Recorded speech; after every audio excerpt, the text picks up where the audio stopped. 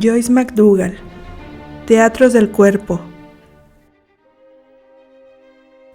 Capítulo 1. Mater.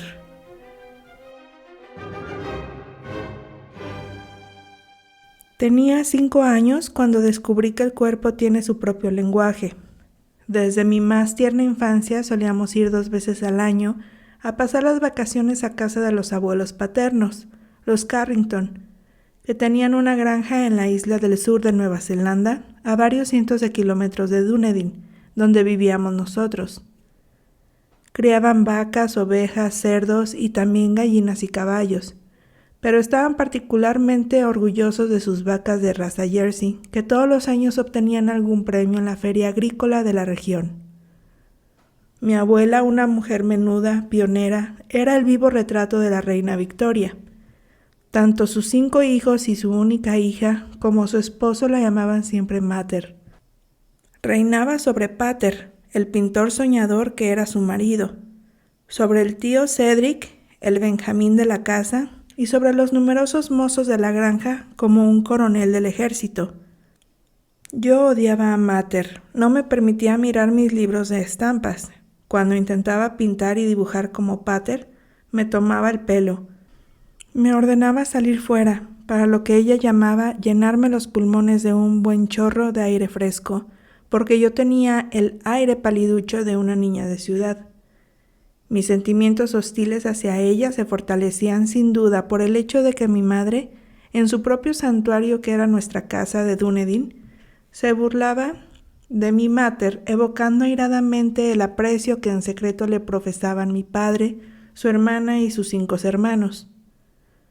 Pero yo sabía también que mi madre temía a esa pequeña emperatriz y que para compensar el hecho de ser la extranjera traída desde Inglaterra por mi padre, se esforzaba lo indecible en aparentar la imagen de una perfecta nuera. Mi madre hubiera deseado que yo, hija de un padre neozelandés de 3ª generación, estuviese también a la altura de las circunstancias, que pareciese una niña modelo. Pero desgraciadamente todas las vacaciones se me presentaba al cabo de 48 horas una terrible urticaria, fenómeno que no se producía en ningún otro lugar y que duraba al mismo tiempo que nuestra estancia en la granja. Después de 2 o 3 años, la familia Carrington decidió de común acuerdo que mi urticaria era debido a la leche excesivamente cremosa de las vacas de Jersey que tanto me gustaba. Esta teoría familiar no se tambaleaba en modo alguno por el hecho de que la misma leche, en otro lugar, no me provocara esas vergonzosas pupitas en la cara. Exasperada por tener que exhibir una vez más a esa hija imperfecta ante la mirada reprobadora de Mater, mi madre me dijo la noche anterior a nuestro viaje por Navidad: «Escúchame bien, estamos todos hartos de tus pupitas, así que no vas a beber ni una sola gota de leche de la granja». Mi respuesta fue inmediata: «No es la leche lo que me da granos, es Mater». Esta réplica, producto de la inocente sabiduría de mis 5 años, entró de inmediato a formar parte de la leyenda familiar. Curiosamente, los acontecimientos posteriores confirmarían mi teoría infantil, según la cual era mi abuela quien me daba alergia. La urticaria siguió apareciendo, bebiera o no leche de Jersey. Más tarde, cuando tuve más o menos 8 años, mi tío Cedric, que hasta entonces había ocultado celosamente que le hacía la corte a una muchacha de la región, la presentó sin avisar en los siguientes términos: «Este es Edith, nos casamos a fin de mes».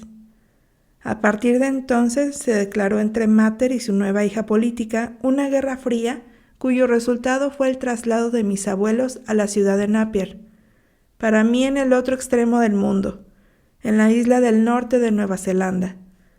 Allí les acogió el tío Ernest, último hijo soltero a quien Mater podía imponer su voluntad. Por nuestra parte seguimos pasando las vacaciones en la granja, pero sin Mater y sin Pater. Ya nada fue como antes, incluso el hecho de que no volví a tener urticaria. Ya podía beber la leche cremosa de las vacas del tío Cedric hasta hartarme. Han pasado varias décadas desde entonces y nunca más he vuelto a padecer alergias de ningún tipo. A esto hay que añadir que a raíz de su partida de la granja fue Mater quien entró en la escena psicosomática. Si hoy en día tuviese que encontrar una explicación a la enfermedad que se abatió sobre ella, diría que fue debido a la ira, al despecho y al sentimiento de traición que le provocó el anuncio de la boda relámpago del tío Cedric. Una vez en Napier y por el resto de su larga vida, Mater padeció una angina de pecho, como si su hijo pequeño le hubiese clavado un puñal en el corazón.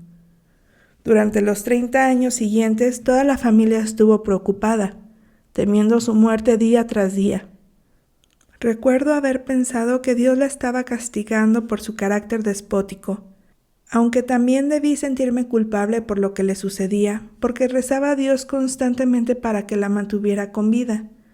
A pesar de que aparentemente mi plegaria fue escuchada, a los 15 años declaré sin rodeos y para consternación de toda la familia que me había vuelto atea y que en lo sucesivo velaría por la educación de mi hermana pequeña para convertirla a mis nuevas convicciones.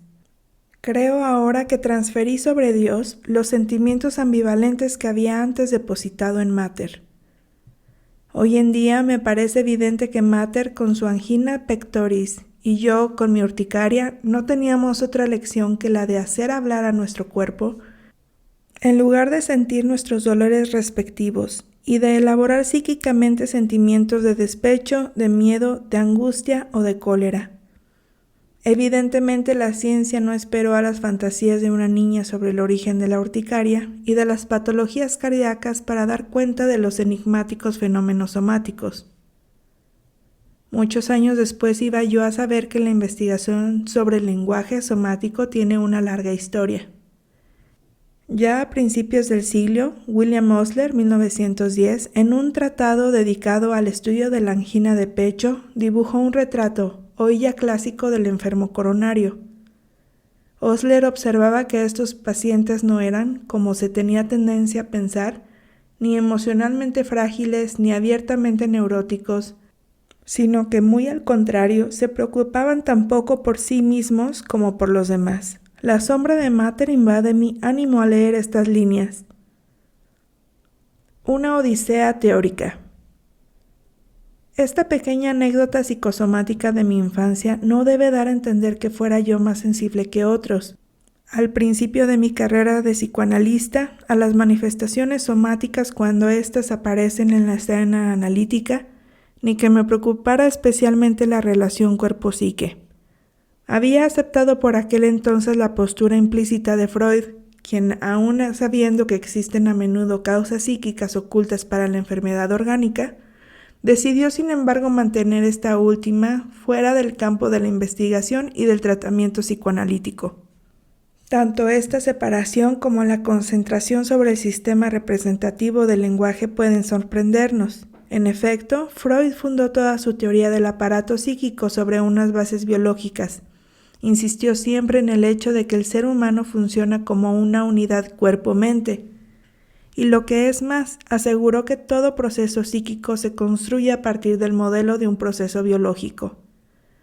Pero a pesar de esta fascinación por la interconexión entre psique y soma, Freud opinaba que el ámbito de acción del psicoanálisis abarcaba únicamente los síntomas y las funciones psicológicas. En los años 50, época en la que comenzó mi formación analítica, y hasta 1962, año de la publicación de la investigación psicosomática, escuché, como la mayoría de mis colegas, el relato de las enfermedades psíquicas de mis pacientes como hubiera podido escuchar cualquier otra asociación, es decir, como parte integrante de una cadena inconsciente de pensamientos y como soporte de otras preocupaciones preconscientes e inconscientes, fantasías de castración, intentos de seducción hacia el analista, etc. Hoy podría decir que confundía los mensajes originados por la imagen del cuerpo con los procedentes de la percepción del soma. Si bien me preguntaba el porqué de su aparición en el discurso asociativo, prestaba sin embargo poca atención a la comunicación virtual, de orden no verbal, cuyo signo externo puede ser la enfermedad somática. No pensé, como tampoco lo hubiera hecho de haberme hablado un analizado, por ejemplo, de una serie de accidentes de coche.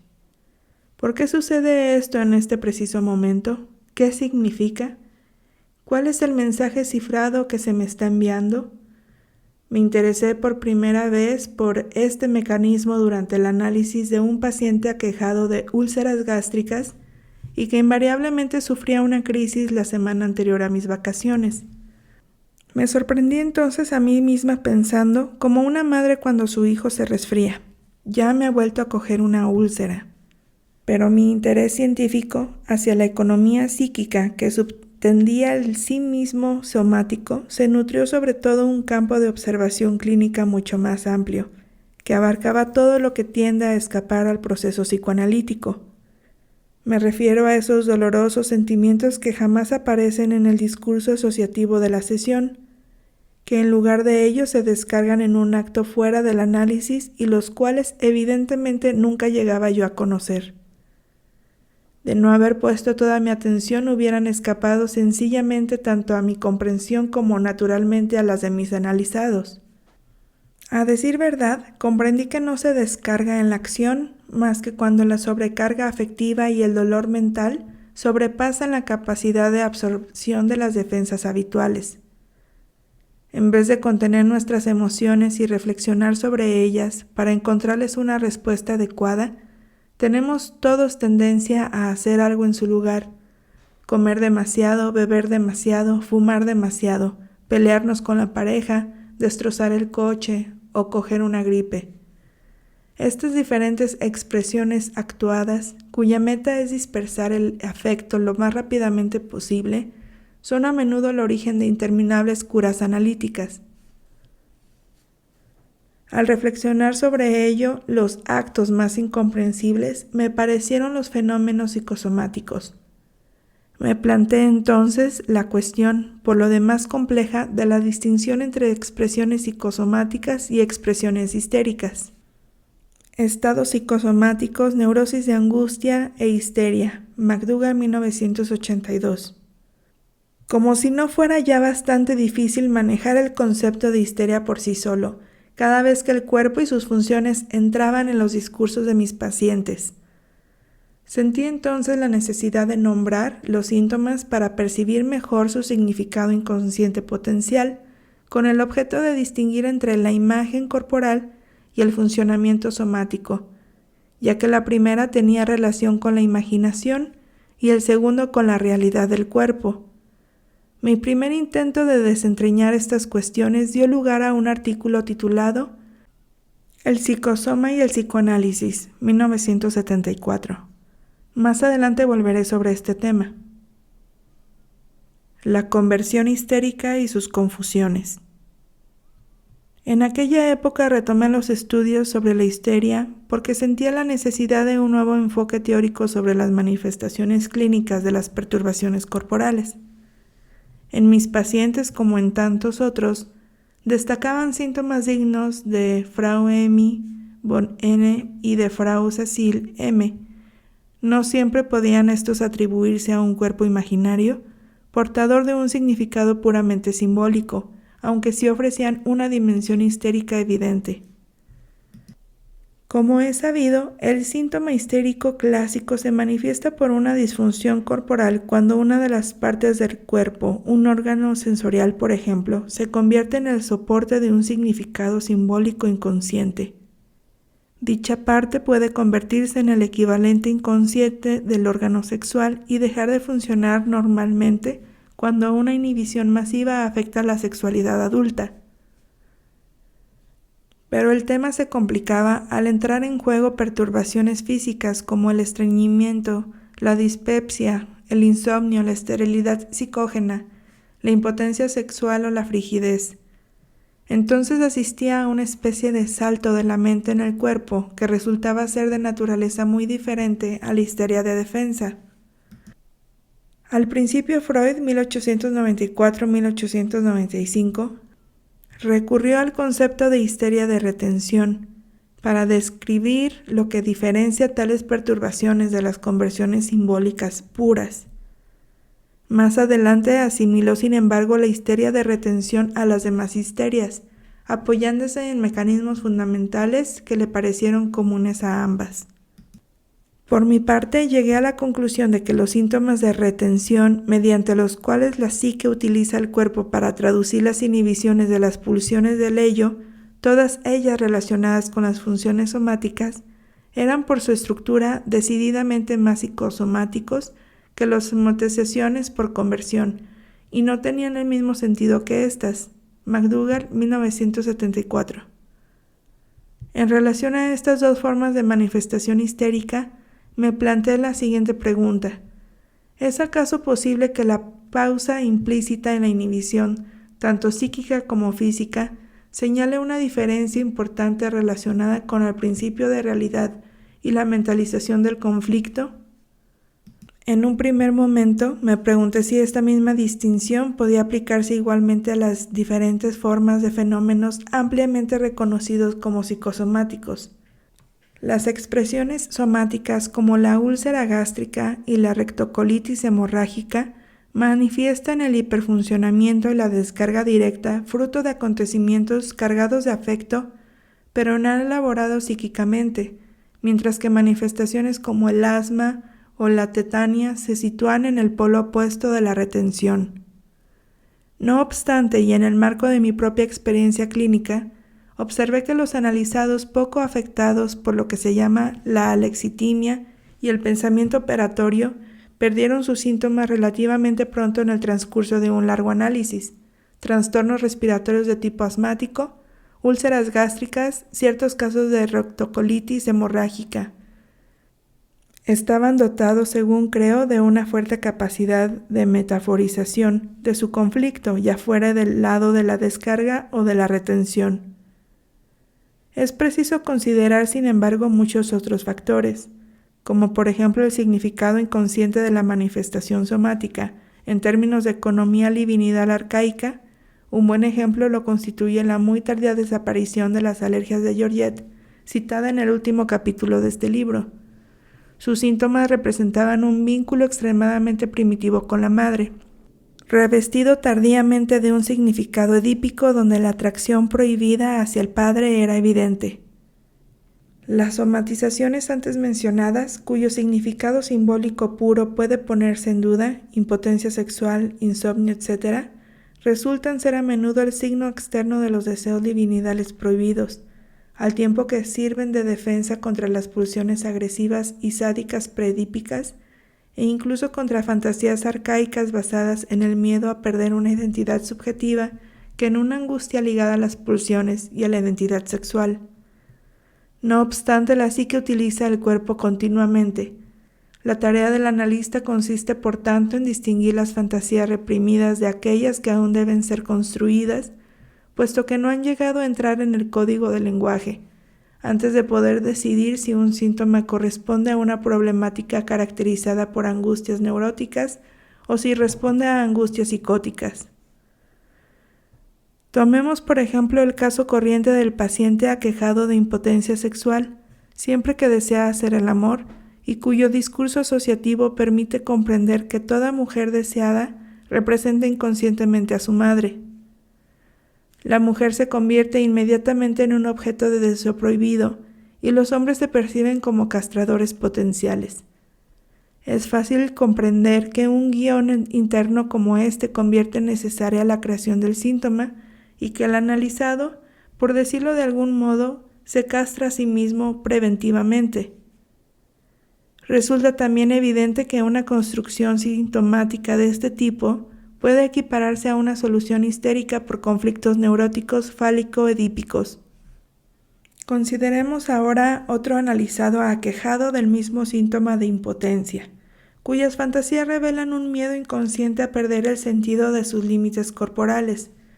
Si osara penetrar a una mujer, sería a riesgo de desaparecer en ella, incluso de volverse idéntico a ella, perdiendo por tanto no únicamente su identidad sexual, sino también su identidad como sujeto. Con tales fantasías, abandonamos el ámbito de la angustia neurótica para entrar de lleno en el terreno de los temores psicóticos. Bajo una óptica que ya expuse anteriormente, Reflexiones sobre el afecto, McDougall, 1982, estas perturbaciones pueden considerarse más psicosomáticas que histéricas. En otras palabras, la psicosomatosis se aproxima mucho a la psicosis en lo referente a las angustias y a la aparición de estas. Quizás puede incluso hablarse por analogía con las neurosis actuales de Freud, de psicosis actual. A pesar de la notable diferencia entre el individuo que funciona con un pensamiento psicótico y aquel que somatiza sus angustias, encontramos en ambos la misma confusión inconsciente en cuanto a la representación del cuerpo como continente, los mismos temores en cuanto a sus límites y su impermeabilidad, y a partir de fantasías de fusión corporal, un terror idéntico tanto a perder el derecho a la identidad separada como a tener pensamientos y emociones personales. La comparación entre estas dos organizaciones no se limita a la fuerza dinámica de las fantasías primitivas, sino que además en algunos casos revela una similitud en lo referente a los medios económicos movilizados para defenderse de estos terrenos arcaicos. A pesar de todo, es preciso señalar que estos miedos primitivos dejan huellas psíquicas en todo individuo, que están relacionadas con los deseos y los temores de todo infans. Volveremos sobre el tema en el capítulo siguiente. Estas fantasías asociadas a las angustias infraverbales propias de la relación madre-lactante pueden considerarse el prototipo de lo que devienen las angustias de castración originadas en la crisis edípica. Como es sabido, estas últimas se asocian a las representaciones verbales y corresponden a una imagen corporal de límites consolidados e impermeables. En el mejor de los casos, la nostalgia de la fusión primordial, así como el temor a la supervivencia psíquica que esta fantasía provoca, se resuelve en gran medida en la fase fálico-edípica, porque se inviste al padre del papel hegemónico de protector contra este deseo primitivo. Por consiguiente, los temores primarios se resorben y transfieren su fuerza a las angustias más elaboradas del complejo de Edipo. Cuando la angustia psicótica domina el cuadro clínico, no nos encontramos ya frente a una problemática histérica en el sentido clásico del término, aunque los analizados que aquí nos interesan, aquejados de síntomas a medio camino entre la neurosis y la somatización, no sean en modo alguno psicóticos. Quizás debemos preguntarnos si muchas organizaciones neuróticas, histéricas y obsesivas no están construidas, en el fondo, a partir de un núcleo psicótico. De la misma manera, tampoco podrían compararse estas expresiones somáticas intermediaria entre la neurosis, la psicosis y la psicosomatosis a las enfermedades psicosomáticas que se han descrito bajo el término de Chicago 7, el asma bronquial, la úlcera gástrica, la artritis reumatoide, la rectocolitis hemorrágica, las neurodermatosis, la tirotoxicosis, la hipertensión esencial, que fueron estudiadas en principio por Franz Alexander en 1950 y luego por Alexander, French y Pollock en 1968 en Chicago. Estas manifestaciones se consideraban carentes de significado simbólico. Las investigaciones de Alexander le llevaron sobre todo a conceptualizar organizaciones específicas de la personalidad correspondientes a una u otra expresión psicosomática. Actualmente estas concepciones se ponen en duda, lo que no ha impedido definir en investigaciones más recientes sobre las enfermedades cardíacas un tipo de personalidad llamado tipo A. La psique y la enfermedad psicosomática. En las afecciones psicosomáticas, el daño físico es real y su descripción durante un análisis no revela a primera vista un conflicto neurótico o psicótico. El sentido es de orden presimbólico e interfiere en la representación de palabra. Tratemos en este punto de llevar a cabo una comparación con la manera en que los psicóticos tratan el lenguaje. El pensamiento del psicótico puede concebirse como una inflamación delirante del uso de la palabra, cuya meta es llenar espacios de vacío aterrador, mientras que los procesos de pensamiento de las somatizaciones intentan vaciar la palabra de su significado afectivo. En los estados psicosomáticos es el cuerpo quien se comporta de forma delirante, ya sea superfuncionando, ya sea inhibiendo funciones somáticas normales, y esto de un modo insensato en el plano fisiológico. El cuerpo se vuelve loco. El hecho de que las organizaciones psicóticas y psicosomáticas sean al mismo tiempo similares y muy diferentes me inquietó durante años, sin que pudiera encontrar una solución teórica adecuada. A medida que indagaba en las expresiones somáticas de mis analizados, llegué a la conclusión de que desde el punto de vista psicoanalítico, no debieran limitarse los fenómenos psicosomáticos a las enfermedades del soma, y que debieran incluir teóricamente, teniendo en cuenta la economía psíquica, todo lo referente al cuerpo real, a diferencia del cuerpo imaginario de la conversión histérica, incluidas sus funciones autónomas. Llegué así a considerar ligado a los fenómenos psicosomáticos todo atentado a la salud o a la integridad física, donde intervenían los factores psicológicos. Aquí incluí, por ejemplo, las predisposiciones a los accidentes corporales y las brechas en el escudo inmunitario de un sujeto. La investigación industrial, por no mencionar más que esta, demuestra que los seres humanos son más propensos a caer enfermos y a ser víctimas de accidentes cuando están ansiosos, deprimidos o cansados, que cuando la vida y el futuro les sonríen. La adicción, a mi entender, también está relacionada con esto. Efectivamente puede ser considerada como un intento psicosomático de acabar con el dolor mental, recurriendo a sustancias exteriores que tranquilizan la mente y provisionalmente suprimen el conflicto psíquico. El inconveniente de esta solución es que debe repetirse indefinidamente. El cuerpo como juguete de la mente. Aunque la angustia sea la fuente principal de todos nuestros síntomas, sigue abierta la cuestión de la elección del síntoma, como intento de autocuración.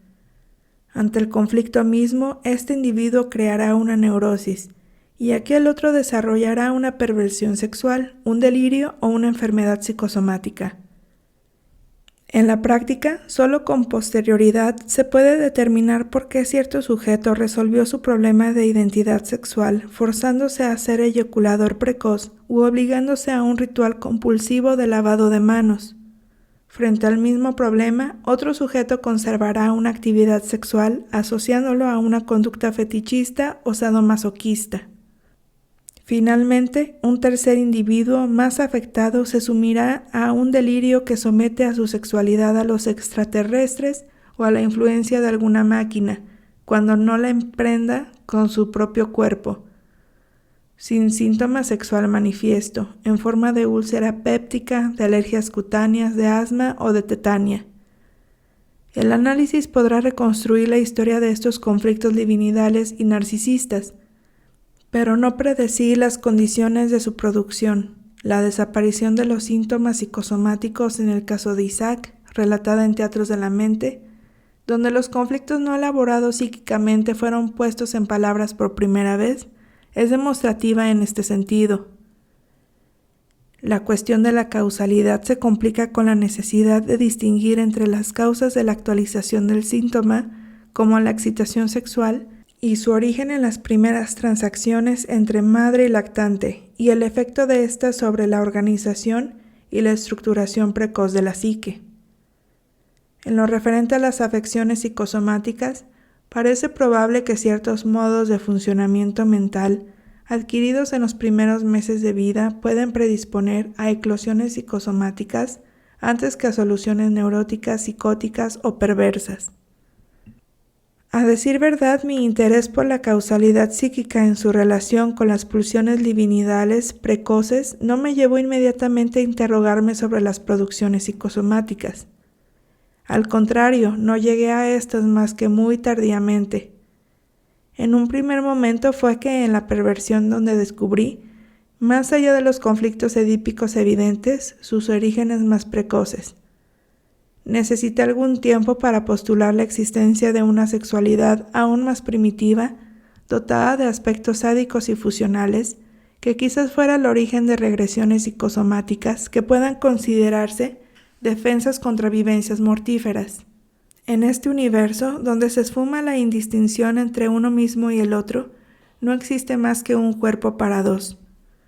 Aún a riesgo de provocar una confusión terminológica, vine a hablar de histeria arcaica para calificar estos síntomas psicosomáticos.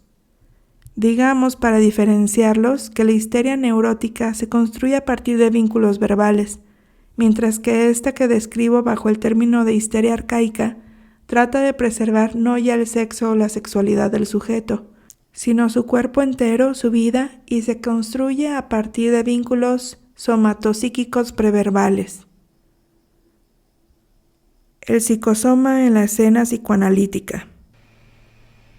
Con los años fui prestando más atención al modo en que funcionaban algunos de mis analizados, que además de los problemas psicológicos sufrían alergias cutáneas, afecciones cardíacas, respiratorias o ginecológicas, cuya aparición y desaparición parecían estrechamente ligadas a perturbaciones afectivas.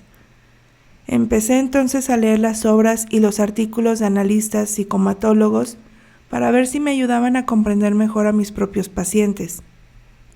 La experiencia clínica me había enseñado que todos los analizados y también los analistas somatizan un día u otro, y además las eclosiones somáticas coinciden la mayoría de las veces con acontecimientos que sobrepasan su capacidad de tolerancia habitual. Pero aquellos que reaccionan a casi toda situación movilizante de emociones fuertes, ira, angustias de separación, con fenómenos psicosomáticos atraían especialmente mi atención.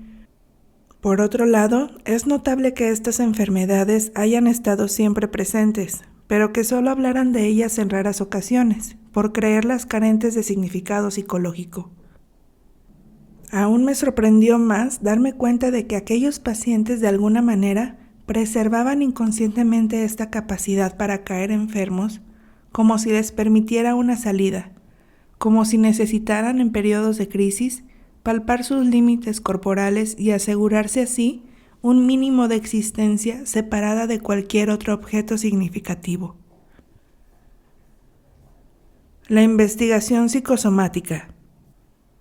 Antes de considerar un acercamiento específicamente psicoanalítico en relación con la teoría de causalidad psíquica, conviene echar un vistazo a los trabajos procedentes de los centros psicosomáticos. Estos han enriquecido considerablemente la comprensión de las eclosiones psicosomáticas en la cura psicoanalítica. Algunos psicosomatólogos de orientación psicoanalítica han venido publicando desde hace 20 años los resultados de una investigación llevada a cabo a partir de centenares de entrevistas con pacientes de centros especializados. En un primer momento, sus investigaciones permitieron la creación de dos importantes conceptos, así como el esbozo de una personalidad psicosomática. El primer concepto, el pensamiento operatorio, se refiere a una forma de relación con los demás y con uno mismo, y a un modo de pensamiento y de expresión. Este modo de pensamiento, de alguna manera desdivinizado y pragmático en extremo, fue descrito por los psicoanalistas de la Sociedad Psicoanalítica de París. A estos trabajos vino a añadirse el importante concepto de neurosis de comportamiento. Tuve la fortuna de oír las grabaciones de las entrevistas y de asistir a algunos seminarios organizados por estos colegas. Más tarde estuve presente en las ponencias clínicas de Michel Fein y comencé a escuchar con otra actitud a mis analizados, a reconocer aquellos extraños discursos que habían llamado mi atención en el pasado y de los que habían hablado bajo otro punto de vista. El analizado en psicoanálisis, McDougall, 1982. Entonces me vino a la memoria una de mis primeras pacientes en análisis. En la entrevista preliminar que tuve con Dorothy, observé que se refería con mucha facilidad a salud física cuando evocaba su infancia. En mi infancia tuve asma, pero me desapareció cuando me fui a casa para casarme. Me vuelve siempre que voy a pasar las vacaciones con mi madre. Los síntomas empiezan en cuanto salgo de mi casa y se van haciendo más violentos a medida que me acerco a la ciudad de mi madre. Le pedí entonces que me hablara de su madre. Dorothy me respondió en estos términos: bueno, pues es más bien grande, bastante fuerte, bastante guapa, siempre está ocupada en 1000 pequeñas tareas, en fin. Ya no es tan activa como antes, ahora tiene reuma, ¿sabe usted? Aquellas palabras suscitaron en mí una extraña impresión y pensé, me describe a su madre desde el exterior como lo haría un extraño. Cuando más adelante intenté que hablara de sus sentimientos hacia su madre, desde su interior se mostró confusa, como si hubiera estado lejos de su propia realidad psíquica. No comprendo exactamente lo que quiere usted decir, me respondió tras un momento de silencio. Fue con posterioridad cuando pude reconocer lo que mis colegas habían descrito bajo el término de pensamiento operatorio. Era como si Dorothy no hubiera tenido acceso a las representaciones de palabra que pudieran expresar los sentimientos ambivalentes hacia su madre que ella escondía. Por el contrario, su cuerpo sí reconocía lo que Dorothy sentía hacia ella. ¿Puede hablarse en este caso entonces de representación de cosa inconsciente? Es una pregunta que aún me planteo. Algunos años más tarde, las publicaciones de la Escuela de París inspiraron las investigaciones de los psicosomatólogos de Boston que crearon el concepto de alexitimia. Este término de origen griego, a igual a sin, lexis igual a palabra, timos igual a corazón o afecto, quiere designar el hecho de que el sujeto carezca de palabras para nombrar sus estados afectivos, o bien, si puede nombrarlos, el hecho de que no llegue a distinguir unos de otros. No sería capaz, por ejemplo, de distinguir la angustia de la depresión, el miedo de la irritación, la excitación del cansancio, la ira del hambre, etc. Las observaciones de los psicosomatólogos sobre el pensamiento operatorio y la alexitimia me parecieron sin duda acertadas, pero había comprobado, al menos con mis propios pacientes, que estos fenómenos cumplían ante todo una función defensiva, remontándonos a una fase del desarrollo donde la distinción entre el sujeto y el objeto aún no es estable y puede crear angustia. Esta regresión explicaba, en mi opinión, el hecho de que los mensajes enviados por el cuerpo a la psique, o viceversa, se inscribieran psíquicamente como en la primera infancia, sin representaciones de palabra. El infans, antes de la palabra, es necesariamente alexitímico.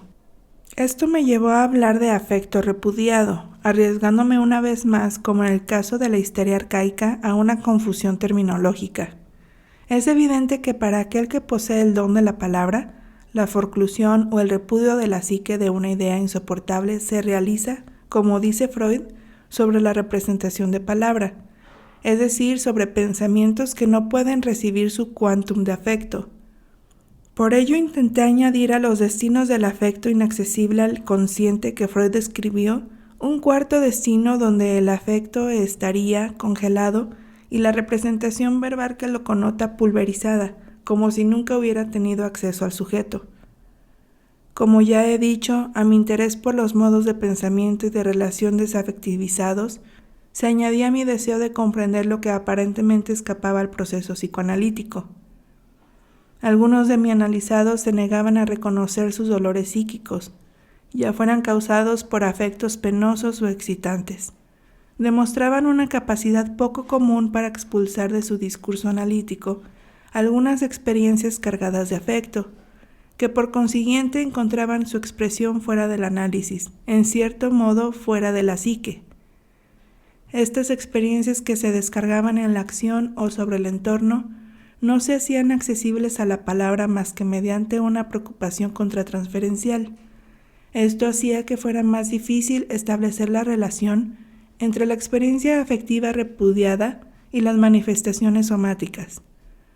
Por otra parte, estos analizados se quejaban a menudo de un sentimiento de vacío, de una ausencia de contacto con los demás, o encontraban que su vida carecía de sentido. Se necesitaron largos años de análisis con ciertos pacientes para comprender que era en situaciones de estrés cuando se revelaban alexitímicos u operatorios. Aquello me llevó a pensar que estas reacciones eran otras tantas medidas lacronianas para cambiar dolores mentales no elaborados o angustias psicóticas. Al intentar conceptualizar estos fenómenos, me alejaba necesariamente de la postura de los psicosomatólogos que exponían conceptos de causalidad muy diferentes, en términos de desorganización progresiva o de falla neuroanatómica. De ahí el pesimismo que rodeaba el posible tratamiento psicoanalítico de los grandes somatizadores. Estos fenómenos, observables en los centros psicosomáticos especializados, no se aplicaban a aquellos de mis propios analizados aquejados de una grave regresión somática. Evidentemente, se trata de dos poblaciones diferentes.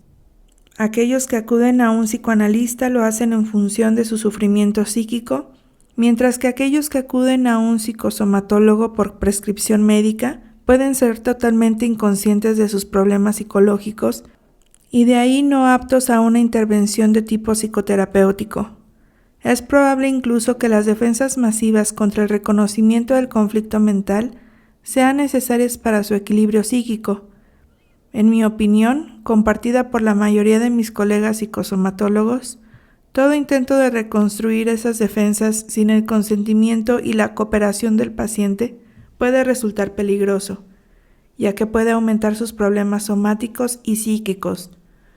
Por eso es importante detectar desde las primeras entrevistas la existencia de una dimensión neurótica en los somatizadores graves. El corazón del problema. Esta reflexión me remite de nuevo a la patología cardíaca y a los conceptos de causalidad y de personalidad de tipo A, propuestos por los investigadores americanos. Tim, a quien conoceremos en el capítulo 7 de este libro, sufrió un infarto de miocardio durante su análisis. Manifestaba una estructura psíquica que a primera vista se parecía curiosamente al retrato clínico pintado por los psicosomatólogos. Sin embargo, aquel acontecimiento trágico y traumático nos permitió a Tim y a mí realizar algunos descubrimientos cruciales. Su funcionamiento mental, aunque conforme en algunos aspectos a las hipótesis de los psicosomatólogos, revelaba no obstante factores dinámicos inconscientes que contribuían a este tipo de funcionamiento, además de una economía psíquica caracterizada por un modo de funcionamiento operatorio y alexitímico. Descubrimos una capa de traumatismos precoces que remitían a su primera infancia y a su relación primordial con su madre. Las investigaciones actuales ponen de relieve la importancia de las primeras interacciones madre-lactante y el hecho de que cada bebé envía constantemente señales a la madre que indican sus preferencias y sus aversiones. Cuando la madre está libre de barreras internas, sabe escuchar las comunicaciones precoces del lactante. Pero puede suceder que una madre, presa de desamparo o angustia interior, no sea capaz de observar e interpretar las sonrisas, los gestos y las quejas de su hijo, y que por el contrario le coaccione por la imposición de sus propios deseos y necesidades, creando en el lactante un sentimiento constante de frustración y de rabia impotente. Una experiencia de este tipo puede empujar al bebé a construir, con los medios a su disposición, modos radicales de protección contra las crisis afectivas y contra el agotamiento resultante. Es típico el retrato que hacen muchos de estos pacientes de su madre, otro fenómeno ligado sin duda a las defensas primitivas contra la emotividad, es el recuerdo de una precocidad notable en la adquisición de la autonomía, caminar, utilización del lenguaje, limpieza. Las investigaciones de Pierre Olagnier 1975-1984 en el terreno de la psicosis y de su génesis específica lo tienen igualmente en cuenta. La relación primitiva entre la madre y el niño nos revela la misma violencia de la interpretación.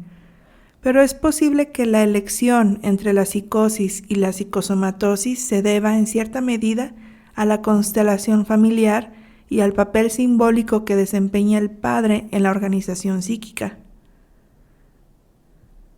Solución neurótica, solución psicosomática. En cierta época me sorprendió la aparente normalidad de algunos de mis analizados somatizadores. Llegué a ver posteriormente una oposición entre manifestaciones neuróticas y síntomas somáticos, y consideré que estas manifestaciones revestían una función de protección contra las explosiones psicosomáticas. Las investigaciones pioneras de George Engel quien expuso en 1962 que los fenómenos psicosomáticos pueden evitarse cuando una organización neurótica sirve como escudo contra la somatización, estimularon mi propia reflexión. Supuse entonces que se podía asistir en el adulto a regresiones psicosomáticas parecidas a las que se observan en los niños pequeños psicosomáticamente perturbados. El actuar adictivo es otro ejemplo de esto. A medida que empecé a observar detalladamente el discurso de mis analizados somatizadores y la relación transferencial que establecían conmigo, me sorprendió otra dimensión. Había ya descrito un cierto tipo de pacientes que parecían no presentar dolor neurótico y que mostraban toda la apariencia de normalidad, una especie de pseudonormalidad. Les llamé normópatas. Observé al mismo tiempo que manifestaban todas las características de lo que Winnicott llamó el falso self. Me parecía que este falso self debía servir, como indica Winnicott, para proteger al verdadero self, que de otro modo no hubiera quizás sobrevivido. Pero necesité muchos años para poder conceptualizar mejor este modo de funcionamiento mental, puesto que por una parte no todos los normópatas somatizaban, y por otra parte aquellos que sufrían enfermedades psicosomáticas habían podido en muy raras ocasiones establecer un vínculo de causalidad entre sus enfermedades y la aparición en su vida de acontecimientos perturbadores. Fue en aquel punto cuando las investigaciones de mis colegas psicosomatólogos me resultaron esclarecedoras. Pude entonces reconstruir paso a paso cómo estos analizados expulsaban fuera de la psique algunos traumas, y esto de un modo que difería notablemente del modo de funcionamiento neurótico. No existía en ellos ninguna huella de aquellas señales de angustia que permiten a la psique prepararse para hacer frente a la situación problemática. Es lo mismo que decir que aquellas fuentes potenciales de angustia no habían sido simbolizadas, como es en el caso de las organizaciones neuróticas, puesto que no habían sufrido ni renegación ni represión.